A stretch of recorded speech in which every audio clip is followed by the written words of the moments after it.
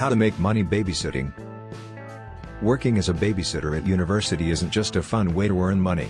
It also has the potential to do great things for your career, too. While babysitting is a popular part-time job for teenagers, many students forget that it can be an excellent way to make money at uni too. When looking for a part-time job, chances are you'll focus your search on retail or hospitality. Making money as a babysitter is often overlooked. But it can actually be the ideal job to supplement your living costs. Why should you become a babysitter? Here are some of the best reasons to become a babysitter. It's generally well-paid work that is flexible enough to fit in around your uni schedule. Babysitting provides great experience to put on your CV. It shows you're a responsible, reliable worker who can be trusted. It's an excellent opportunity if you're looking to work with children in the future. You're likely to become more punctual and organized. After all, you can't be late picking up kids from school or you'll risk losing the job. Becoming a babysitter can potentially help you to make good contacts with working people, the children's parents, who can vouch for your character. And that means they can be a good reference to list on your CV when you start your graduate job hunt. How to become a babysitter. If you're unsure about how to get into babysitting, you can use these tips. Create a website or an online profile that tells your story. Say why you love working with kids, mention if you have younger siblings or babysitting experience, and include a couple of references, if possible. Also, attach a CV somewhere on the page. Make business cards and give them out at schools, parks, playgroups, etc. with a link to your online profile somewhere. Start with people you know.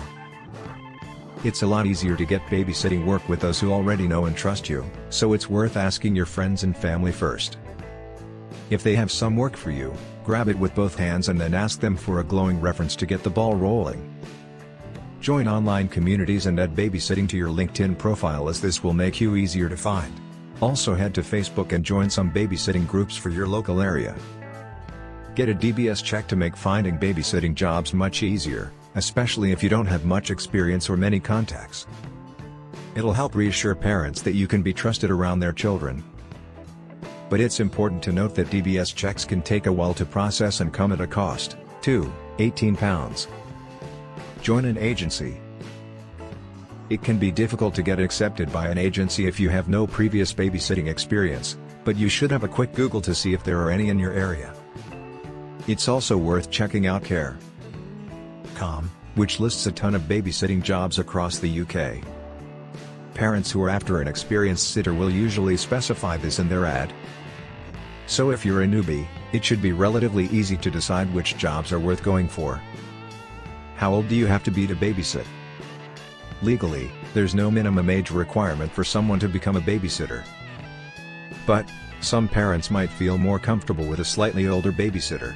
Being older usually means you're more responsible and more able to deal with any problems that may arise. And, while you can become a babysitter at any age, the parents or guardians of the child, or children, are still responsible for their well-being if the babysitter is aged under 16. Are babysitters and childminders the same thing? In short, no, babysitting and childminding are two different jobs.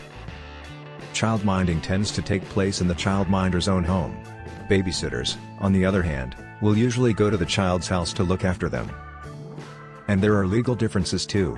If you want to get paid to regularly look after a child under the age of 8 in any place other than their home, and for any time longer than 2 hours, you'll need to be registered with Ofsted. In order to become a registered Ofsted childminder, you must have pediatric first aid training, DBS checks, insurance, safeguarding training, and be able to deliver the IFS, Early Years Foundation stage curriculum. This all takes a fair amount of time. It's partly why, unlike babysitting, childminding is usually considered to be a full-time job. So, unless you want to fall foul of the law, it's probably best to stick to looking after children in their own home, unless they're aged 8 or over, of course. How much should you charge for babysitting? While babysitting will generally pay pretty well, there are always ways you can up your game to make a bit more cash. Payment can be a bit of a gray area when it comes to babysitting. It really depends on your postcode. You'd charge more in London than you would do in the Midlands, for example, your experience and the responsibilities involved in your role. Are you preparing meals, cleaning the house, or are you just relaxing and playing? Your hourly rate should reflect what's expected of you.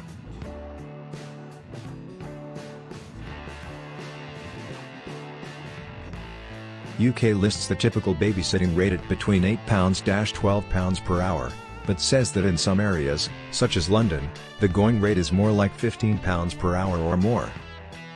As such, the best option would be to do some research of your own and decide on your own hourly rate. This regional comparison tool is a good place to start.